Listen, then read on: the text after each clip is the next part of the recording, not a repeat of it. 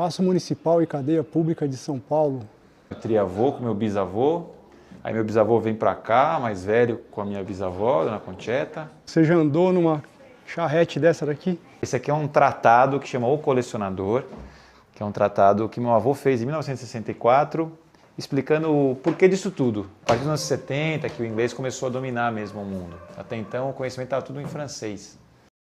Hoje estou aqui na Casa do Senhor do Tempo, uma casa colonial preservada e que está intacta no coração de São Paulo.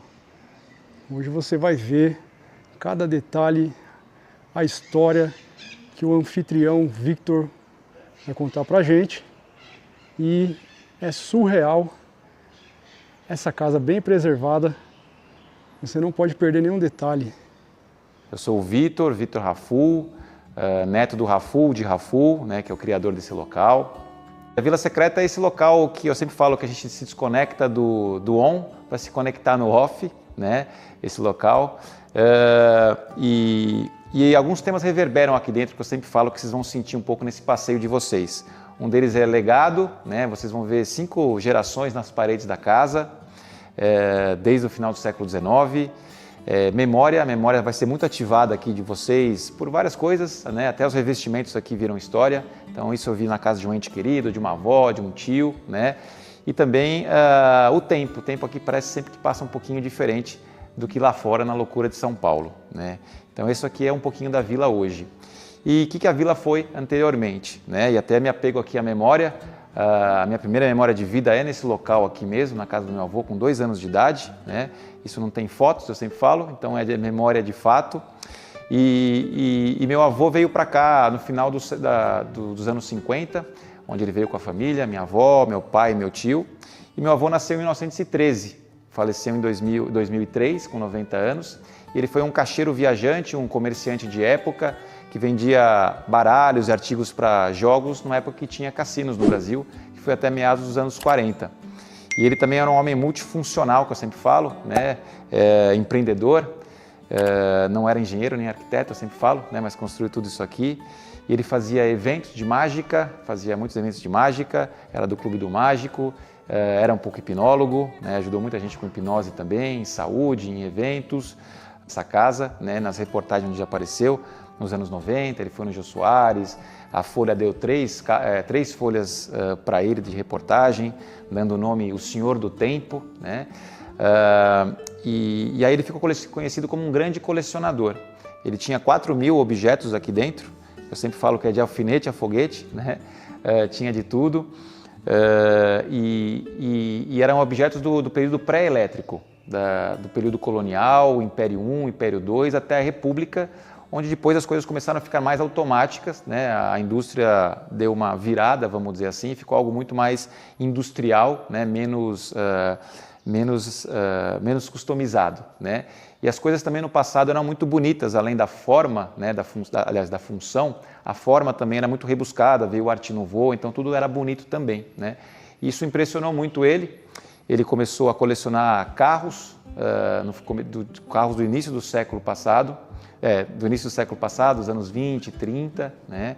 Ele teve 13 carros aqui dentro, porque a tecnologia ela começou a evoluir mais rápido, manivela, engrenagem, vitrola, máquina de escrever, então ela começou a agilizar e isso impressionou todo mundo de época, né? Nem todo mundo podia ter também, né? Assim como ele, que foi adquirindo aos poucos as coisas. E depois, como todo bom colecionador, um pouquinho acumulador, ele foi adquirindo outras coisas e acumulou de muitas coisas, né? Hoje tem 20% aqui da coleção aqui dentro, né, do galpão, pela casa e também dentro da casa. E outras coisas estão vindo ainda, né? Cada semana alguma coisa a gente traz aqui e muda, então a gente está completando agora, né? Isso, e aí essa experiência também que vocês têm com as coisas dele, né? Coisas de época, extravagantes, exóticas, habituais do dia a dia das pessoas, né? Tanto que isso aqui foi até muito importante para o Museu do Ipiranga, que quase comprou isso aqui tudo no ano 2000. Só que ele não rolou, ficou tudo aqui, né? E aqui, depois de 20 anos praticamente, a gente começou a abrir e explorar isso aqui para São Paulo, né? Mas a casa sempre passou um pouquinho despercebida nesse período, nessas reportagens, né? E talvez seja um tesouro que ele deixou aqui, seja a casa que hoje está sendo explorada, né?